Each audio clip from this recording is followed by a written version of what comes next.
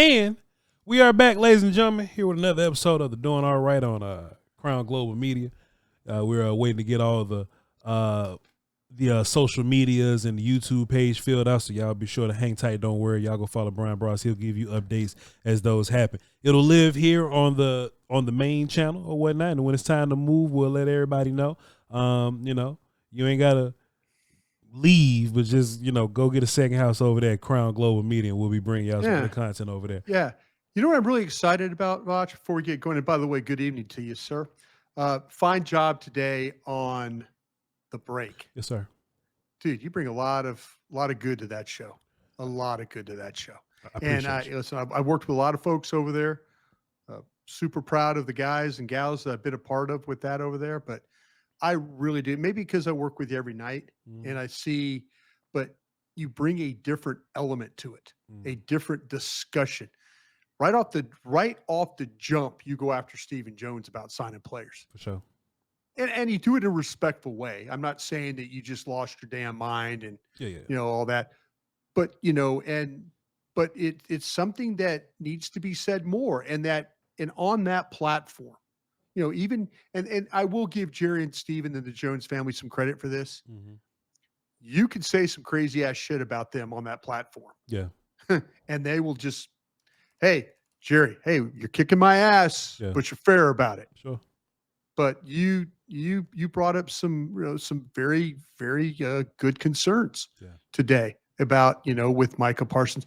Me personally, like we've talked about, I feel like Stephen Jones, I don't think they get to negotiate. I really don't. I think agents have got it figured out. These agents talk to each other. They're like, just wait it out, man. I'll give you $40 million. Just wait it out. Yeah. They don't get to negotiate like they want to. But good job today. I really do appreciate you as a man. You're good. I'm looking forward to that. And I'm also looking forward to you and I being out at training camp. Sure. Looking forward to that too, and doing shows out there, putting our eyes on it, having evaluations, getting to talk to people. I think it's going to be big for us and big for our programs going into the fall. I think I'm constantly being tested on the break, Brian. Yeah. First of all, I'm not there for a long time. You know what I'm saying? I'm there for a good time. Oh no, I'm there for a good time. So it does mean a lot to me to be honest on the people's show. You know what I'm saying? Like, it's their building, it's their team, it's their platform. Least I can do is be honest if people is watching. But also, Brian, me and Derek Eagleton, we ain't fuss. But he said, but wait a minute, Voch. And I said, well, Derek, this happened. Yeah. I fought Derek a little bit. I ain't fight him, but you know what I'm saying? I'm just kind of. Well, Derek is really good about this now. Yeah. And I hope folks you'll take an opportunity to watch all our platforms. Voch and I this fall, if you're new to the program, we're going to be on Cowboys Break, which 11 a.m. Monday through Friday during the football season. And we'll be on from training camp too. They will actually have shows every other day, and we'll be on those shows that are there. So to me, Derek is very good about throwing it out there, letting you have your opinion. Yeah. But if you're like Ambar was kind of making a little bit of a joke that Derek was on the debate team. Yeah, he really was on the debate team. He's one of those guys that can argue with you, and he's really very well versed. And you work for the Cowboys for a long, long time. Mm-hmm. But yeah, it's good to have that ability to be. I could say I worked in that building for 14 years. Sure. 8 of it on DallasCowboys.com, and for 3 years there, I tried to fire Jason Garrett every day. Yeah. Every day on that platform, and nobody from the Jones family said a word to me about it. Mm-hmm. Nobody. Yeah. And so, like I said, Jerry will come up to you and says, "Kicking my ass pretty good." Yeah. But you're fair about it, and there'll be a time when you're like, oh, wait a minute. Hey, there might be going attack mode, but then you'll circle back and say, well, wait a minute now, and that's all you can ask. And like I say, I think you're great. I love working with you, and I love being on platforms with you like that. Yeah. That's a big one. That's a big stage. I tell you what, Natchez didn't have a debate team. No. But I was in Miss Good football. I was in Miss Crawford's U.S. government class, and I had to do a debate in front of the class with one other student or whatever. Smoked him, by the way. They almost created a debate team just for Voch.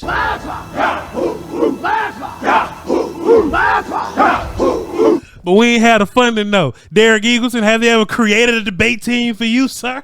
What's wrong with these people, Brian Broaddus? What's wrong with these people in the Crown meeting?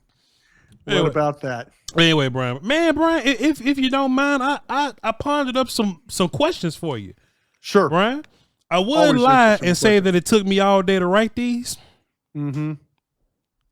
Took a good 5 minutes, but Brian, once I got going, took a good 5 minutes. But once I got going, Brian, I came up with some shit. You hear me, Brian? Yeah, I got you, man. I got you. A little mix of some things here, a little mix of some things there. Got a little truer cap for you, Brian. Truer cap. And you know what cap means now. I'm proud of you because you know what cap means. I learned that. I learned that working with you, what cap is. Yeah. Yes, sir. Brian. Truth or cap? Let me pull up my our lads depth chart here because I think that's necessary for what we're about to do. Yeah. Brian, we have evidence that if the Cowboys love an undrafted free agent enough, they'll give him $500,000. Well, they do it in a heartbeat. And that's some unprecedented money, but if they like you enough and they treat you as a draft pick, they'll give you that. Mm-hmm. Brevin Spann-Ford last year got $500,000, Brian Broaddus. Sure. And I'd be damned, Brevin Spann-Ford was a part of the game plan. He made the team. He made the game day, the 46. He was on the active. He was in the game, Brian Broaddus. $500,000. Elijah Clark make $500,000 this year, Brian Broaddus. Mm-hmm. The safety from Syracuse, the undrafted safety from Syracuse. Brian, I'm looking at the safeties, right? And Clark can play both. Donovan Wilson, Malik Hooker, Wanye Thomas, Marquise Bell, Elijah Clark, Israel Mukuamu is listed there, but Brian, truth or cap, is our $500,000 undrafted safety Elijah Clark from Syracuse, is he going to make the 53-man roster this year? That's truth. With all them safeties in the room? That's truth. Yeah, that's truth. I think that this is a fifth, sixth round player on their board this past draft. And so to me, he's on this board and he's part of this coaching staff's evaluation. And he's part of the scouts evaluation.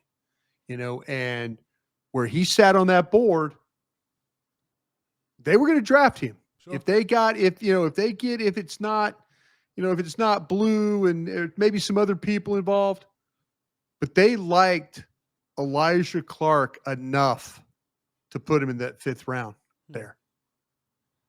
So they look at that as an extra pick. Sure. They spent the money. That's not cap. Yeah. This kid is going to and what are they doing with him? Every time that you and I talk about him, and again, can't wait to get out to Oxnard. They're moving him around. They're moving him around. They're getting him involved. Oh, wait a minute. Hooker's not going to practice today. We'll put him over there. Wilson's not going to practice today. Okay. Yeah. Yeah. He might be the one rookie guy that we're kind of hearing the most about. Yeah. You know what I'm saying? Yeah. I mean, you and I have not talked. We talked about Booker pre-draft a lot. Yeah. I don't think we're talking about him very much in these OTA practices and stuff. Now, when we get to Oxnard again, we'll talk a lot about Booker because my man Voch, former offensive lineman, will be down there in the middle of them damn drills watching that stuff. That is true. That is true. So, to me, Clark will make this 53-man roster and he might force them, how they like to carry, you carry 6 corners and 4 safeties. I'm interested to see if one of these safeties, are they going to go 5-5 or are they going to go 6-4 with somebody named, and I don't know if it'll be a Bell, or Thomas. This guy might force them to go 5-5. Some corner might get sacrificed to keep him on the book. Now, you're saying, well, wait, Broaddus, the corner situation's kind of dire. Yeah. Kind of dire right now. It seems like to me this is very much we like this kid. We want to develop this kid. We want this kid on our roster. Well, Brian, that was a part of my extra credit lightning round daily double part 2. I actually wrote it. It's right there. I was like, who's out? Yeah. Who's out? If the undrafted free agent kid is in, and boy, Brian, we got a lot of linebackers and a lot of edge rushers I've been talking about, and we don't know what them tackles going to look like. Boy, we need corner. We got a lot of corner, but they hurt. Man, Brian, if you're going to have the undrafted rookie Elijah Clark that's making $500,000, who's not going to be here? Because, Brian, they just gave Wanye and Marquise Bell a little bit of money for being around. What if they go light at an offensive position? I don't think there's a way they can do that, Brian Broaddus. Tight end? Unless they utilize Hunter Lipke as a two, running back tight end type of guy. Bing. 2 position type of guy. Yeah. Someone there's, and you've also got a situation too, maybe with Izzy being able to play some corner, play some safety. Sure. I think they need. Let me circle back and ask you a question. Hell yeah. Are they going to put a pretty damn good edge rusher on the street? I think final cuts. I think one of your starting safeties getting cut is where I was going with this. Oh, you think that? Okay. I think they're going to look at it as a way that they could save. I was trying to think that, because Brian, think about this. As we talked about this. You and I talked about this. Sure.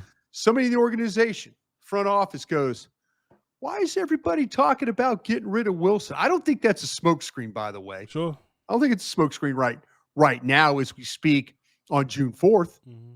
Now, maybe when we get to August 4th, all bets are off. Yeah. But I'm kind of thinking that my guy's telling me the truth. Brian, why is everybody? And I read the comments. I hear you folks. You guys are the scout eyes out there. You're gonna Broaddus. Wilson can't cover. That's why, Brian. You can't cover. You're not gonna play a guy that can't cover. You can't cost a lot of money. I read you. I read you guys. You can't cost a lot of money and not be a fit scheme wise. Oh yeah, you're right. See, he has had some sponsors the last couple of years. I wish you were with me last year when we were sitting there at the Rudder Room and Mike Zimmer, all of us were all talking. Yeah. And I said, well, what about your safety, Zim? What do you think? Well, I really like this Wilson kid. Oh, okay. I talk to the secondary. Oh yeah, I like Wilson. Yeah. Mm-hmm. There was some sponsorship going on there. They're like, oh no, hey, I like Hooker. I'm not doubting you right now. Yeah. But I think when we circle back on August 4th, you'll probably be able to say, you and I'll be sitting there with confidence, and you're going to tell me it's going to be like, yeah, I saw it, Brian. Saw it with my own eyes. Yeah. Saw it with my own eyes. Yeah. This guy's going to get let go. And then my source guy is probably going to go circle back and like, yeah, I remember the conversation I had with you, Brian. We were wondering why everybody's wanting to get rid of Wilson, but maybe he's the guy. Maybe he is the guy.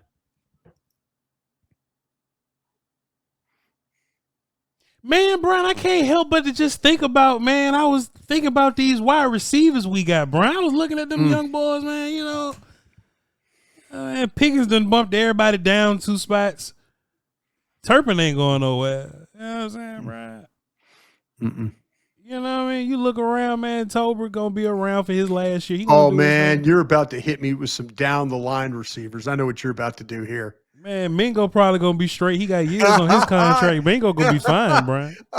I see that at F-150's driving down the road now. I see right it. I see where we're going with this one. Damn right it is. You're about to hit me with, who's going to be all Oxnard? Who at practice is going to show up? And who's going to be that guy? Hit me with it, Voch. I know you're about to do it. Man, Brian, you know something I thought was odd, man? I was thinking about it, something, boy. Well, it was so odd. Something I just thought about, Brian Broaddus.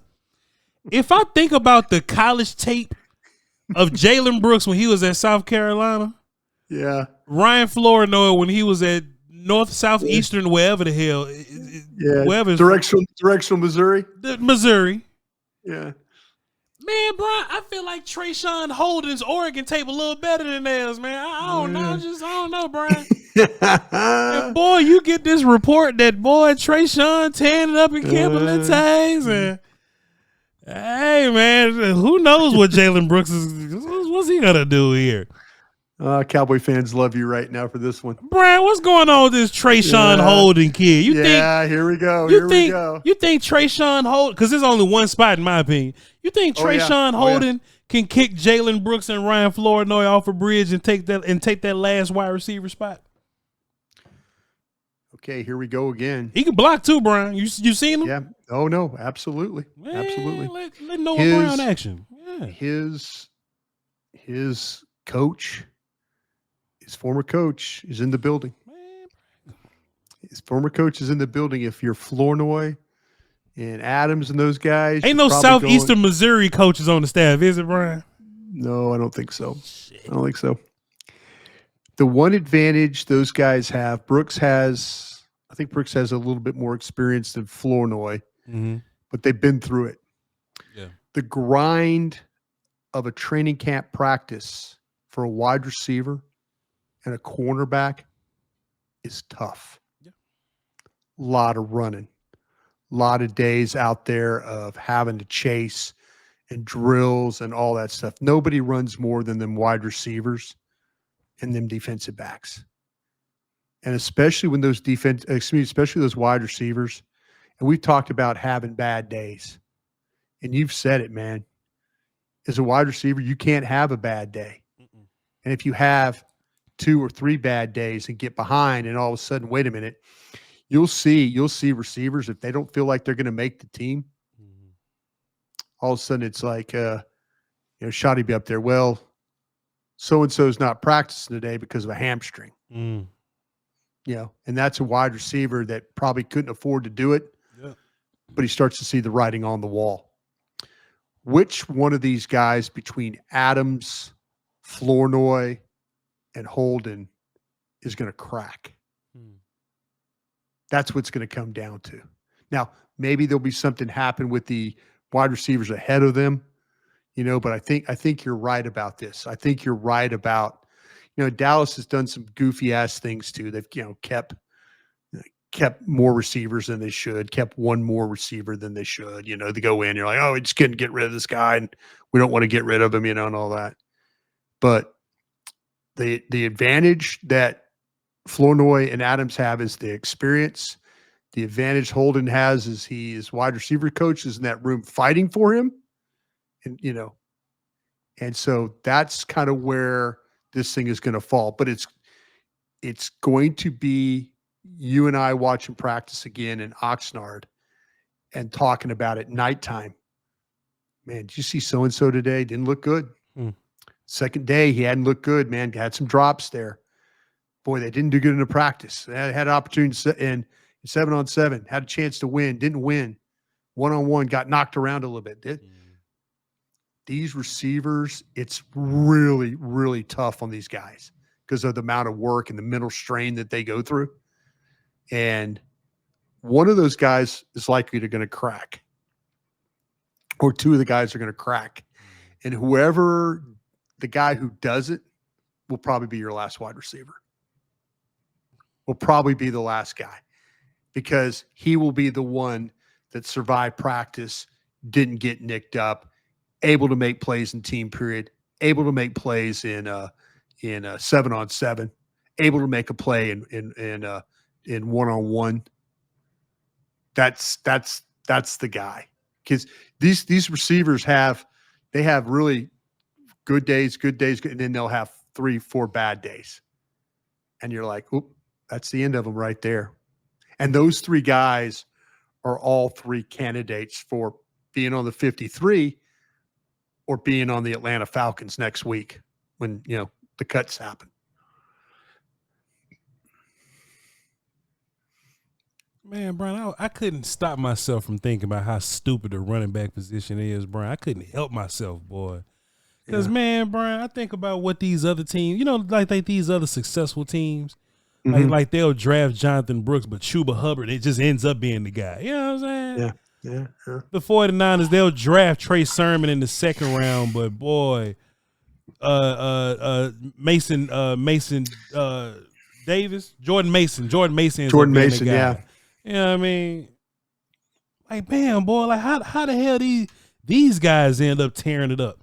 Clyde Edwards-Helaire from LSU was a first-round pick, but Isaiah Pacheco, he going to be the dude, Running the ball hard at Temple. Brian, I feel like running back's so stupid, man. You just never know what the hell going to happen at running back, Brian. I say, man. Yeah. True for cap, Brian Broaddus. Okay. I got a source out in Denver that made me think about something when it comes to Javonte. Wow, you share the same source as me. Hey, it happens sometimes. Sometimes, small world, Brian. This old football things. Old football world, man. You and I are a team. You and I. It's only about 5,000 of us, Brian. You know what I'm saying? Some people got the same numbers. That's why you and I are working together on these projects. Brian, running back is so stupid. True for cap. Yeah. Phil Maffa's gonna be running back one by the time we get to September or something, Brian Broaddus. True for cap. I give him October. True for cap. Phil Maffa's gonna be running back one by the time we get to October. With this physical run style we want to run with this physical offensive line, stuff that we want to do. Phil Maffa might be the most physical running back that you have, Brian Broaddus, and he got fresh legs. Him, Jadon Blue, Deuce Vaughn got the freshest legs out of the room, Brian Broaddus. What if, true for cap, Brian Broaddus, is Phil Maffa going to be the first running back on the field in October? I think it's cap for right now. I think it's cap. I will say this, though. You mentioned our buddy out in Denver. Yeah. I had a chance to talk to Sean Payton. Oh, yeah. Well, I ain't talked to Sean Payton. I don't have his number. I talked to the equipment guy. I had a chance to talk to Sean Payton, and actually today, because I was curious about Williams. Yeah. I was thinking, God, Sean just moved on from this guy. Is he something going on there? And I said, Coach, we're in a situation here in Dallas where we got Williams, and is he done? Is he as a runner? Is he done? He's saying, no, Brian, I don't think so. He goes, he's going to be 2 years removed from the surgery. He goes, but let me tell you what he can do for you. He's really good on third down. He catches the ball and he blocks his ass off. He goes, now the running part of it, something you're probably going to have to work with a little bit, but he's now 2 years removed. It takes guys a little longer. So the encouraging thing that I thought of when Coach said that was that the third down and the blocking. And that's something that you and I on our show here on the Doing All Right have talked about. Hey, how is this guy going to be a part of this team? What is he going to do to be a part of this team? He's going to block his ass off in blitz pickup, and he's going to catch the football. Now, we'll see if the running stuff comes back to him. Sean Payton's like, come on, just give him, he goes, hey, I had to kind of move on, but give him, he can do some things. You and I have had this discussion about Phil Maffa. Yep. You and I were not in the same area when they drafted Phil Maffa. We weren't. You had your guy who went to the Commanders directly after that pick. Cross-Camary, yep. And I had Allen from Syracuse. Yeah. So we weren't in the Phil Maffa thing. Prove me wrong here. Please. I just don't feel like that Phil Maffa, maybe in training camp, maybe it will be. Maybe this will be a true and not a cap situation. But I'm interested now in I'm interested to see, okay, how does him and Sanders and Blue, man, we just haven't heard a lot about Blue, in these practices. We just haven't heard a lot. And maybe it's like, wow, Sanders looks like he's got some juice. I wonder if Sanders' experience is going to help him win this job initially, and then we'll see what happens. But you made the caveat of Phil Maffa in October. Sure.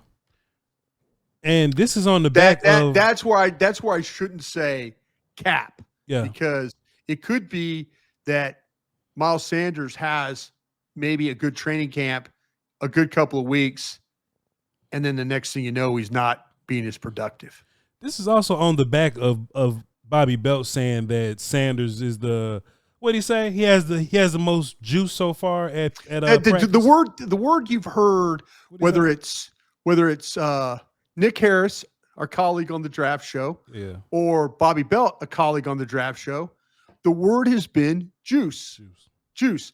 Looks like there's some life. Looks like there's some burst. Look like there's some, there looks like there's some smoothness. There, the descriptions have been about a running back that might have a little something left.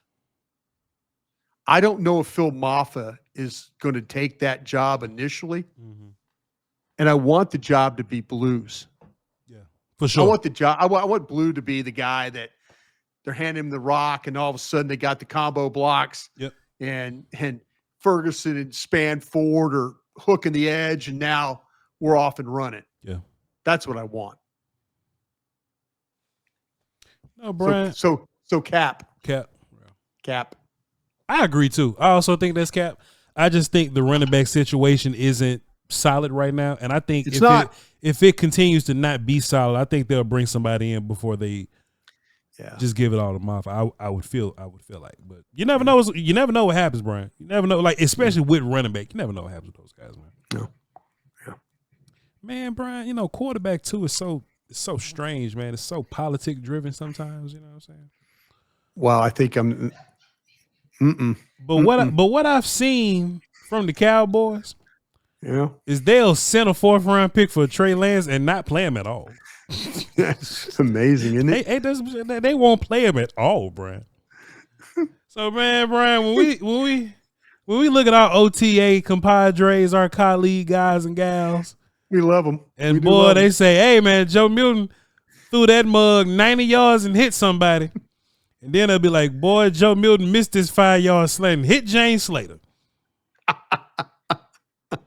Brianna Dixon got hit upside the head. You know what I'm saying?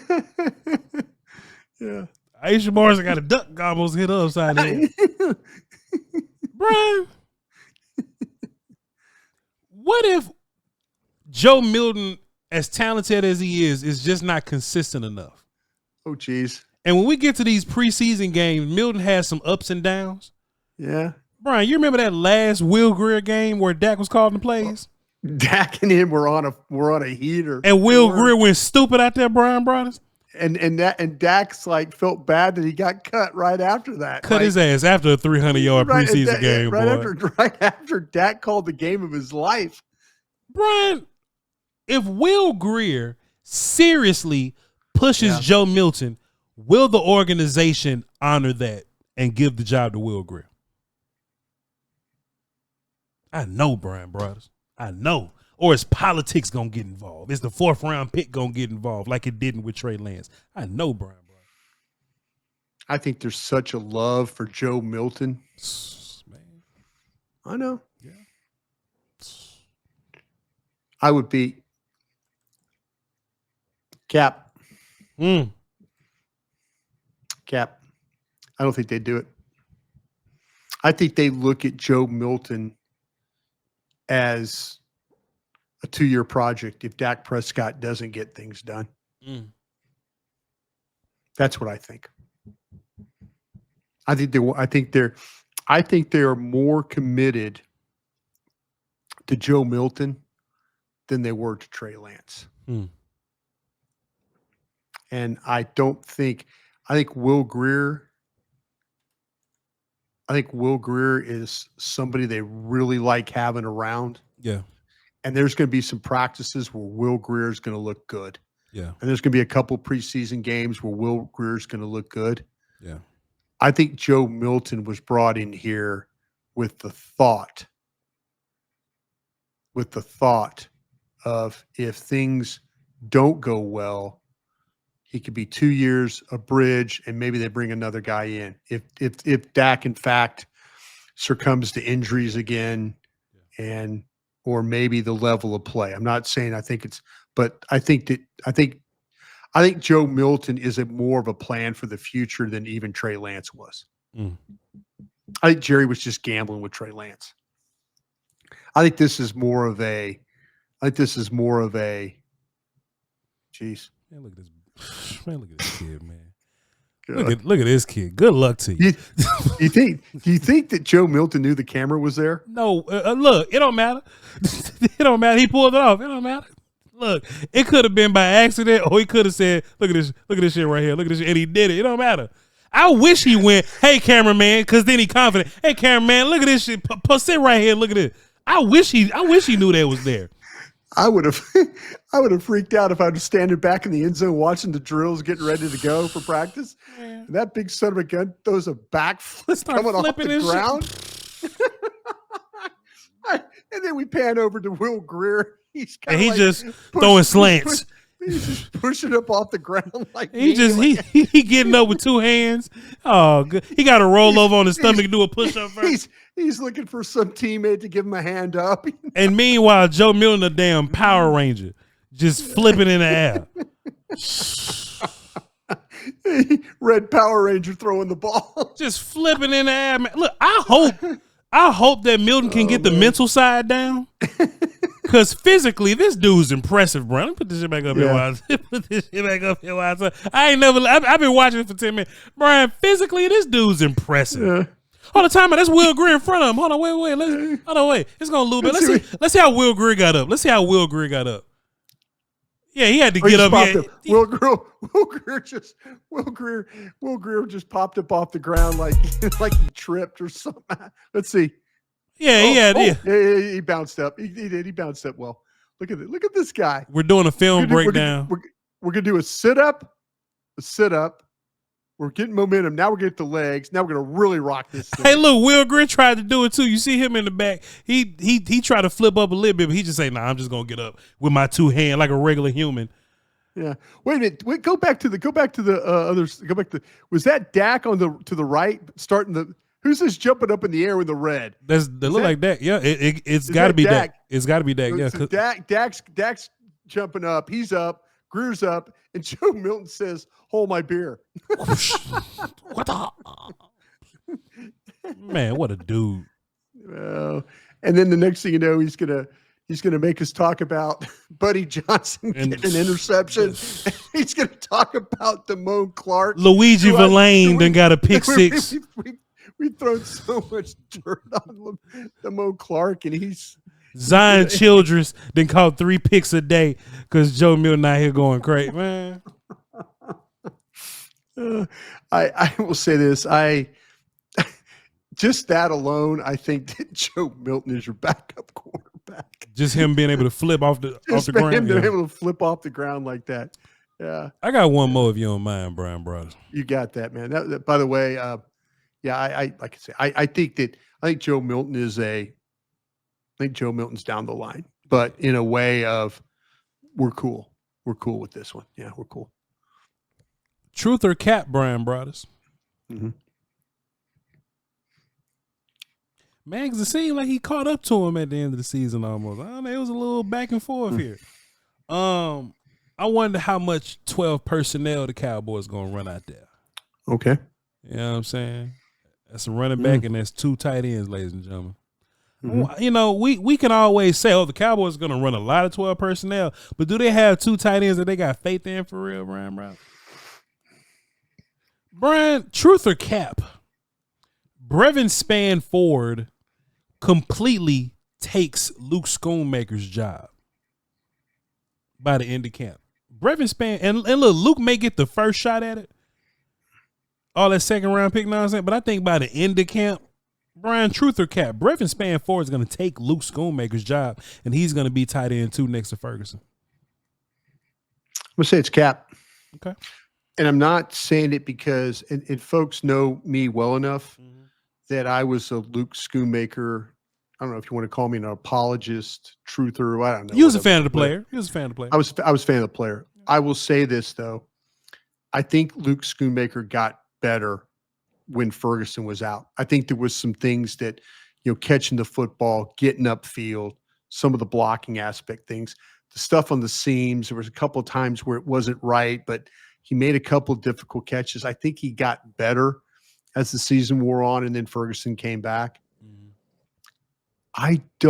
I'll tell you what, if Spanford beats him out, it's because Spanford improved his hand-eye coordination over the offseason.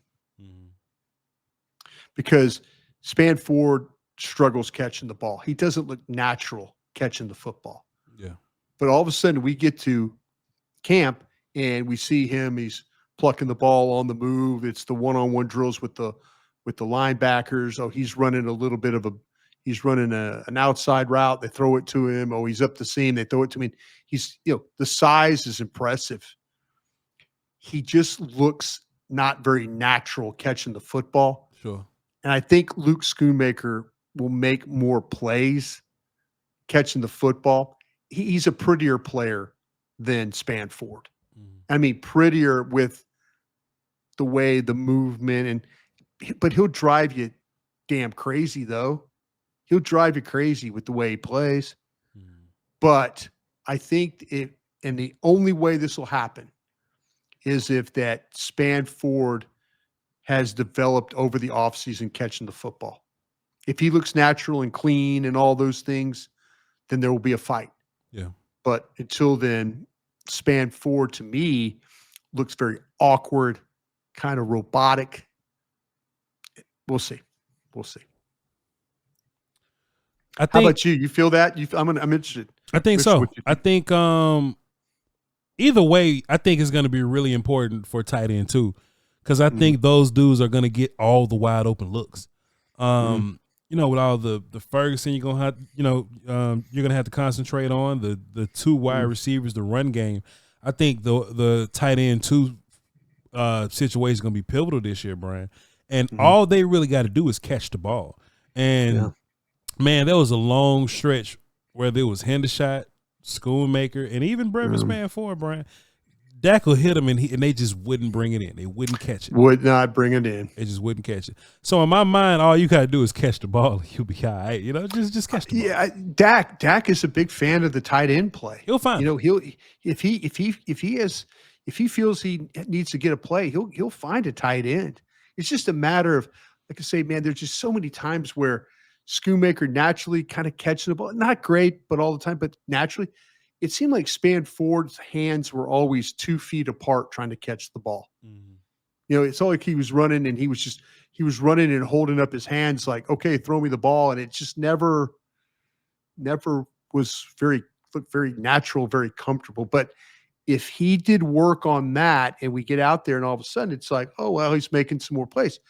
He'll give Schoonmaker a run for his money, but it has to be better as a pass catcher. Mm-hmm.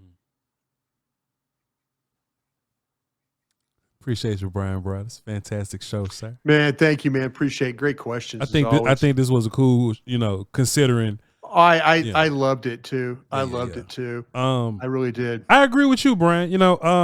I like it when we can go on these shows, whether it be this one or .com or something like that, and we can have like some nuanced conversation. And not saying that anybody's shows do some low hanging fruit. I ain't saying that shows do that.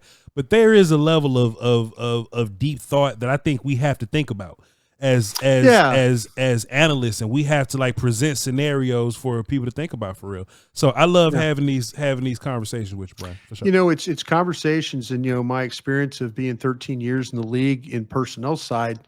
When you sit down and you look at your team, these are the type of conversations you absolutely do have. The questions that need to be asked. What are we going to do at tight end? What are we going to do at running back? Do we have enough at defensive tackle? Do we have enough at, do we have too many edges? Can we move one of our surplus edges for something that we don't have? Wow. Do we really have 5 safeties? Yeah. Or is one, these are conversations that Will McClay and Stephen Jones, Jerry Jones, the staff is going to have leading up to now, again, next week we have the 3 days of OTA practices or mini camp practices, mandatory. And we could be out there, watch those, get a little bit more idea. And then this thing goes away until we go to Oxnard. So the next time after the 3 practices next week, it turns into, okay, we're taking a break. And the next time we show up, we're going to be all wearing hoodies watching practice. Yeah. So that's exciting part of it. So this thing's right around the corner, but these are the conversations that are had on a daily basis in personnel rooms. Ladies and gentlemen, y'all be sure now follow Brian Broaddus for all the updates on Crown Global Media. I got a cool little key today, so that means things are happening. You know what I'm saying? Yeah. I'll give y'all the updates when it happens. I ain't gonna say nothing else, but y'all be sure to follow Brian Broaddus for all you those. Can tell me you got an office. I got an office. I wasn't gonna say nothing. Bro, I wasn't gonna say. Your mama sure does care about your schooling, son. I wasn't gonna say nothing about my office, Brian Broaddus. Yeah, how about that? But Voch got an office with 2 TVs in it. We're blessed, Brian. We're blessed. But I think for content's sake, we'll give them a tour one day. We'll do a little video tour. Absolutely. Yeah, we got a lot, man. I was looking at today. I was looking at. It's funny. I appreciate you bringing it up because I'm excited. I really, really am excited about what we got coming forward. Sure. Our actual setup, granite, gray, slate coloring, and it just the mic, the setup, it just looks. I mean, there's gonna be a lot of great conversations at this area and stuff, and dealing with. I mean, there's just so many things that I'm working on right now, and I know that, like I say, Voch today at the elevator. It was kind of funny when you said, "Man, you sound like you're getting stuff done." Yeah, and I'm like, "Yeah, I'm actually getting stuff done." So, but excited about it, and just please keep with us. And just keep with the show. And let's get Voch over those 100,000, the 100,000 subs, and then he'll have his shows. We'll do shows together. It'll be, man, it's just, this is where you need to be. Yeah. This is actually where you need to be. You got a lot of great ideas too. Don't want to, maybe I'm giving it a lot of this way. The ability for Voch and I to have a show and then step back and go to a touch screen and then tell you guys, okay, we're talking about this play. Yeah. Boom, pull the play up, and then away we go. Yeah. So a lot of things where we'll interact with you guys, but being able to have a show where you could wow, you're watching this and you're learning something along the way. Voch and I are really, really important about our content. Yeah. We really, really are important about our content. Yeah. And so that's why I'm very excited about this partnership that we have. Till next time, ladies and gentlemen, we love y'all 2 pieces. Crown.